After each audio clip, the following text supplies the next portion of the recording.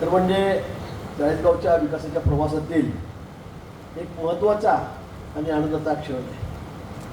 त्या ठिकाणी आपल्याला माहीत आहे मंगेशदादा चव्हाण याचा दूरदृष्टीपण, त्यांची खरंच दूरदृष्टी मी म्हणेन तुला बोलायला की इतकं चांगलं काम, म्हणजे कुठल्या भाषेमध्ये कौतुक करावं, कुठल्या भाषेमध्ये त्याचं अभिनंदन करावं हे मला कळत नाही. इतका दूरदृष्टी असलेला नेता आपल्याला या ठिकाणी मिळालेला आहे की मी शब्दामध्ये सुद्धा सांगू शकणार नाही. कामं आता मी ज्यावेळेला बघितली तेव्हा गुलाब भाऊ मी आश्चर्यच करत होतो की असं कसं काय होऊ शकतं.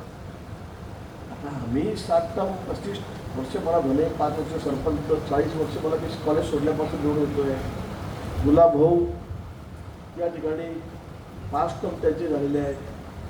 म्हणजे पण आम्हालाही आश्चर्य वाटतंय की कसं काय होऊ शकतं. असं अतिशय प्रामाणिकपणे काम आहे. म्हणजे किंमत सांगितल्यावर बिल्डिंग इमारतीची ते इतकं त्यांनी लक्ष देऊन काम केलं आहे. कारण म्हणजे आम्हाला वेळेलाच लक्ष दिलं. आधी महिन्यातून 2 दिवस 3 दिवस घरी येतो, 28 दिवस बाहेर फिरतो. पण त्यांचा कामाकडे बघण्याचा दृष्टिकोन, त्यांच्या क्वालिटी, त्या कामाचा दर्जा, त्यांनी निवडलेली सगळी त्यांची माणसं ही इतकी योग्य आहेत, इतकी उत्तम आहेत की खरं प्रत्येकाला हेवा वाटावा. तिथं म्हणतो मी तुला म्हटलं की महाराष्ट्रामध्ये सुद्धा असं कुठेही नसेल इतका दर्जेदार काम, महाराष्ट्रामध्ये सुद्धा कुठेही नसेल इतकं दर्जेदार काम तुम्ही या ठिकाणी केलेलं आहे. गुलाब भाऊ मला म्हटलं की चला आपण घर बांधलं तर आपल्या घरी सुद्धा असं राहणार नाही रेस्ट हाऊस सारखं. इतकं क्वालिटी मेंटेन त्यांनी त्या ठिकाणी केली. कुठेही तडजोड नाही. तडजोड यासाठी नाही की कुठे चिंधीचोरी नाही. मला काय देतो, 10% देतो का 20% देतो का 5% देतो. त्या चिंधीचोऱ्या झाल्याच नाही ना, पूर्वीसारख्या चिंधीचोऱ्या नाहीच. बरोबर आहे की नाही. आणि म्हणून इतकं दर्जेदार काम होऊ शकतं. नाही तर पूर्वी भानगडी मारा फक्त काय माझं काय तू काही कर, आमचं काय 10% किती मी सांगत नाही. पण अशा पद्धतीने माणूस ज्यावेळेला काम करतो तो माणूस थोडे दिवसच राजकारणामध्ये टिकतो. जास्त वर्ष टिकत नाही, जास्त दिवस टिकत नाही, मी तुम्हाला सांगतो. पण मंगेश दादा पहिल्यांदा 4000 मात्र निवडून आले. मला त्यावेळेला तर खरंच होतं आता काय होतं काय नाही. शेवटपर्यंत माझ्या ठिकाणाकडे माझं लक्षात नव्हतं. म्हणजे मंगेशचं काय आणि मंगेशचं काय. शेवटी मग आपलं जमलं. 4000 मंगेश त्या ठिकाणी निवडून आला आणि मी सुट्टीचा श्वास सोडला. कारण खूप भानगडी करून मी तिकीट दिलेलं होतं. तुम्हाला माहिती, प्रेस्टिज करून तिकीट दिलेलं होतं. मंगेशला तिकीट द्यायचं कारण राजकारणामध्ये कसं की फार मंगेशचं ते असं काम नव्हतं. तो असायचा त्या दिवशी खासदार आमदार बरोबर तो फिरायचा, त्याचा मित्र होता. पण तसं की फार जुना कार्यकर्ता म्हणून मंगेश नव्हता. पण बाई प्रयोग केला, त्याला तिकीट दिलं आणि मंगेश पहिल्यांदा दादा आपला 4000 मतांनी निवडून आला. पण 5 वर्षात त्यांनी अशी वोट बांधली, असं काम केलं की पुढच्या वेळी म्हणजे सगळ्यांनाच त्यांनी मागे टाकलं. जिल्ह्यामध्ये 86,000 मतांनी मंगेश दादा निवडून आला. तरी तर एवढ्या थांबायचं नाही आहे. तुम्हाला आमचं रेकॉर्ड मोडायचं आहे. 7 टर्मचं रेकॉर्ड मोडायचं आहे. आणि ते मोडतील एक थोडके मला शंका आहे का. तुम्ही या ठिकाणी सांगितलं 15 वर्ष. मी म्हटलं गेलं काम करून टाकलं. दादाचं कामच पटवलं तुम्ही म्हटलं 15 वर्ष. आणि हे आपल्या कृतीतून होतं, आपल्या वागण्यातून होतं. नुसत्या इमारती बांधून होत नाही आहे. खूप चांगल्या इमारती बांधल्या, सुंदर इमारती बांधल्या, खूप चांगलं काम झालं. नुसत्या इमारतीमुळे माणूस दुसऱ्यांदा निवडून येणार नाही, तिसऱ्यांदा येणार नाही, चौथ्यांदा येणार नाही. पण लोकांची बांधिलकी, कार्यकर्त्यांची बांधिलकी. गुलाब भाऊने खरं सांगितलं की त्याच्याकडे सोन्यासारखी कार्यकर्ते, त्याला काय वाटव आहे. मी मतदारसंघामध्ये शेवटच्या 4 महिने पाय ठेवत नाही. विचारा कोणाला, गुलाब भाऊला विचारा, मंगेशदादा विचारा. जातो मी राज्यभर फिरतो. मी फक्त फॉर्म भरले एक दिवस जातो आणि मतदानाच्या दिवशी जातो. सकाळी मी मतदानाच्या दिवशी आदल्या दिवशी संध्याकाळी 6 वाजता उतरतो हेलिकॉप्टरमध्ये, लगेच गाडी घेतली, परत मुक्ताईनगरकडे गेलो. मुक्ताईनगरकडे गेलो होतो मी प्रचाराला. माझ्या मतदारसंघात सकाळी मतदानाच्या वेळेला मी आलो. एवढा विश्वास कार्यकर्त्यावर असावा लागतो आणि तेवढा त्यांच्याही नेत्यावर असावा लागतो. आणि म्हणून त्यांच्या भरोश्यावर आमच्यासारखे नेते आम्ही तर मतदारसंघात पाय ठेवत नाही. पण कुणाच्या भरोश्यावर, प्रत्येक कार्यकर्त्यांच्या भरोश्यावर, तुमच्या भरोश्यावर. आणि म्हणून गुलाब भाऊ सांगितलं खरं आहे की सोन्यासारखे कार्यकर्ते आमच्याकडे. आणि म्हणून आमच्यासारखे साधारण माणसं, मास्तरांची मुलं गुलाब भाऊकडे काय होतं. माझ्या गुलाब भाऊने सांगितलं 10,000 मतं, माझ्याकडे 3,000 मतं पण नाही समाजाची. पण लोक नेतात निवडून. माझी बायको 7 वेळा 8 वेळा निवडून आलेली आहे. 4 वेळा जिल्हा परिषद सदस्य आहे, 4 वेळा नगराध्यक्ष झालेली आहे.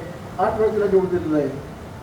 हे कसं होतं तर जीवाला जीव द्यावा लागतो. असं नाही साधं रस्ते केले, इमारती बनल्या, झाला तर मग भाऊ भेटत नाही, तिकडे चालले तिकडे झाले, पण त्याच्या संकटाच्या काळात सुखादुःखात तुम्हाला त्याच्याशी एकरूप व्हावं लागतं.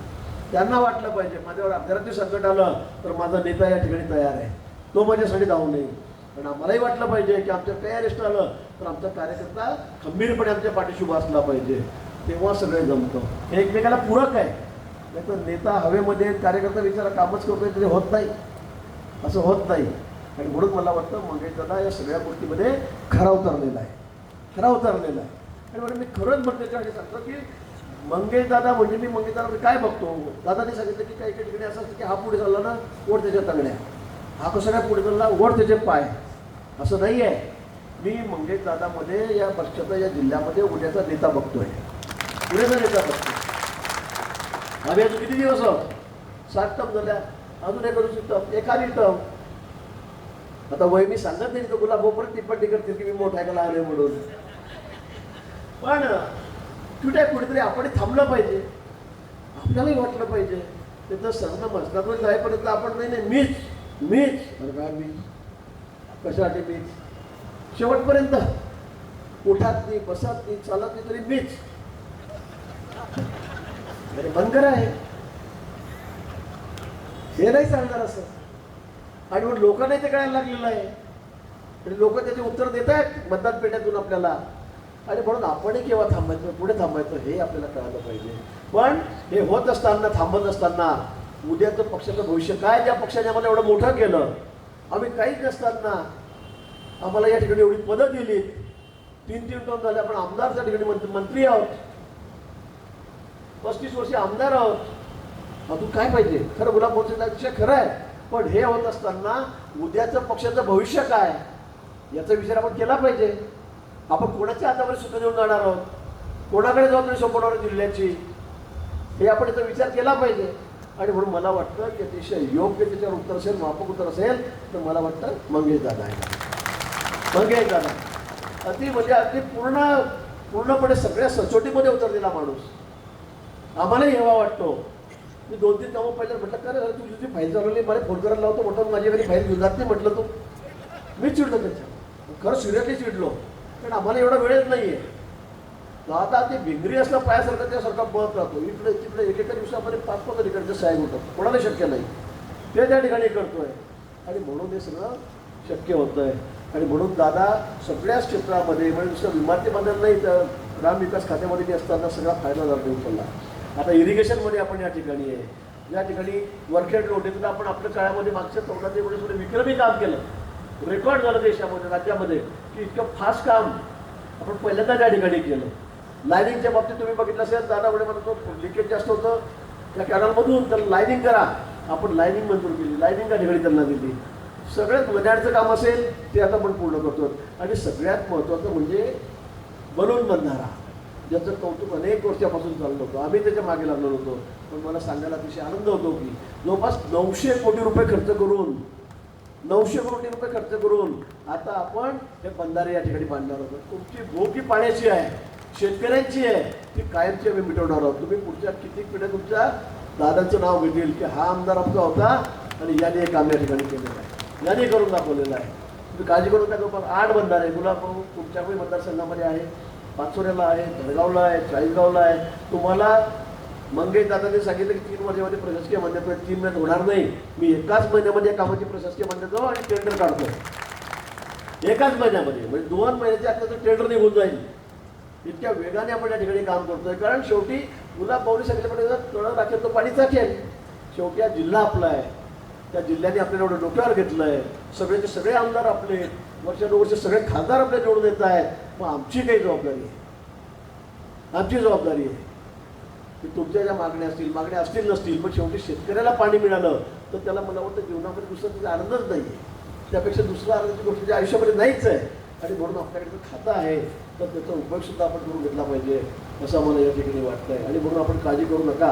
त्या योजना आहेत, दादांचं तर दिवसभर तेच चाललेलं असतं त्या ठिकाणी, दुसऱ्याचा विचार त्यांच्या मनामध्ये नसतो.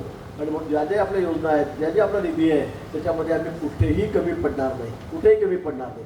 हे सरकार जे हे शेतकऱ्याबद्दल सहानुभूती असलेलं सरकार आहे. कामाचे पैसे येतील, जातील, होतील, कामं होतील, रस्ते होतील. आता आपण सगळीकडे बघा, रेल्वे कसे चाललेत फास्ट, विमान कसे चालले आहेत, सगळ्या जिल्ह्यामध्ये आपल्याकडून 7-8 ठिकाणी विमानं उडत आहेत, रस्ते कसे झाले, सगळीकडे सिमेंटचे रस्ते झालेले आहेत. पूर्वी काय परिस्थिती होती? सरकार बदललं, 12 वर्षापासून मोदीजी पंतप्रधान झाले, सगळे देशभरातले कुठेही जा तुम्ही, सगळीकडे सिमेंटचे रस्ते, कुठे तुम्हाला खड्डे कुठे दिसते, फार क्वचित ठिकाणी असतील की त्या ठिकाणी खोटे आहेत, पण आता ते काम त्या ठिकाणी सुरू आहे. अगदी शेतात जाणारे, गुलाबबाऊ शेतात जाणारे रस्ते सुद्धा पोखरामध्ये आपण त्या ठिकाणी घेतले, ते सुद्धा आता अतिशय चांगले दर्जेदार होत आहेत. शेतकऱ्यांचे प्रश्न मिटत आहेत. कुठलं इलेक्शन नसताना, निवडणूक नसताना आपण आता कर्जमाफी केली. आज शेतकऱ्यांना कुठे ना कुठे आपण आधार त्या ठिकाणी दिलेला आहे. अडचणीचे असल्या शेतकऱ्यांना आपण कुठे आधार दिलेला आहे. आता यावेळी 40,000 कोटी रुपये आपण त्या ठिकाणी कर्जासाठी शेतकऱ्यांना दिले. संकटाच्या काळामध्ये मदतीत आपण त्यांना जाऊन जातोय. आपले आमदार त्यासाठी पाठपुरावा करतायत. मला वाटतं कधी कधी मदत तुम्हाला एवढी मिळते की आमच्याकडे काही नसतं, मग 40गावमध्ये सगळं चाललं आहे. मग जर हे बघा पापलगिरी झालं, बटन दाखवू नको आता, ठेव पडतो कागद खिशामध्ये, आम्हाला कसं जळवतो अजून. म्हणजे असं इतकं जोरात काम मंगेशदाराचं या ठिकाणी आहे. आणि म्हणून या ठिकाणी आम्हाला अभिमान वाटतो की आम्ही जी निवड केली, वारंवार सांगतो, आम्ही जी निवड केली ती योग्य आहे. एक चांगला कार्यकर्त्याच्या हातामध्ये आम्ही 40गाव तालुका दिलेला आहे. चांगल्या कार्यकर्त्याला, नुसता कार्यकर्ता कसा असावा, नेता कसा असावा, लोकप्रतिनिधी कसा असावा, त्याचं उत्तम उदाहरण काय असेल तर मला वाटतं मंगेशदारा या ठिकाणी मंगेशदाराच आहे. आणि म्हणून मंगेशदारा तुम्हाला मनापासून खूप खूप शुभेच्छा देतो. तुमची प्रतिभाताई या ठिकाणी आहे, तिला सुद्धा मनापासून खूप खूप शुभेच्छा देतो. आपण सगळे सहकारी आहेत, सगळे सभापती आहेत, कोणी मार्केट कमिटी आहे, कोणी शेतकरी संघाचे असतील, वेगवेगळ्या क्षेत्रामध्ये काम करणारे सगळे पंचायत समितीचे आहेत, जिल्हा परिषदचे होतील, राहतील, नगरपालिका सगळे आपल्या ताब्यामध्ये सगळे नगरसेवक आहेत. आपल्याला मनापासून खूप खूप शुभेच्छा देतो. ग्रामीण भागात आपण काम करतोय, आपण पाण्याचं काम करतोय, पिण्याचं पाणी गुलाब, पण गावातले रस्ते जे आहेत शहरातले त्यांच्याकडे आपल्याला लक्ष द्यावं लागणार आहे. ते सुद्धा आपल्याला शहरातले रस्ते त्याचं कॉन्क्रिटीकरण करावं लागणार आहे. कारण 40गाव शहर मोठं शहर आहे. त्या जिल्ह्यामध्ये जळगाव भुसावळ सोडलं तर मला वाटतं 3ऱ्या नंबरचं शहर आहे. आणि त्या ठिकाणचे रस्ते प्रतिभाताई आपल्याला त्या ठिकाणी रस्ते सुद्धा ही आपली जबाबदारी आहे. जर बोलली नाही तर होणार नाही. जोरात मागणी केली पाहिजे दादासारखी ते रस्त्याचं काम करा म्हणून. मला वाटतं ते रस्त्याचे काम करण्याची जबाबदारी सुद्धा आपली ज्या ठिकाणी आहे. आणि म्हणून मी आपल्याला पुन्हा सांगतो की या ठिकाणी आम्ही कुठेही कमी पडणार नाही. आम्ही कुठेही कमी पडणार नाही. जे जे आपल्या काही मागण्या असतील, मुलाभाऊ तुम्ही काळजी करू नका, तुमच्याकडे आपण धरणं करतोय. आता आपण 25 वर्षामध्ये खूप काही केलेलं आहे. तुमचा बॅकलॉग होता सर, त्यामुळे आपल्याला तो निश्चित पूर्ण करावा लागेल. पुन्हा मी आजच्या या कार्यक्रमाच्या निमित्ताने मनापासून, अतिशय मनापासून दादांना या ठिकाणी शुभेच्छा देतो, त्यांचं अभिनंदन करतो. तुम्ही, तुमचे सगळे सहकारी, सगळे कार्यकर्ते आणि सगळे अधिकारी की ज्यांनी मनापासून या ठिकाणी काम केलेलं आहे, त्यांना सर्वांना खूप खूप शुभेच्छा देतो, आपलं अभिनंदन करतो आणि थांबतो. धन्यवाद. जय हिंद, जय महाराष्ट्र.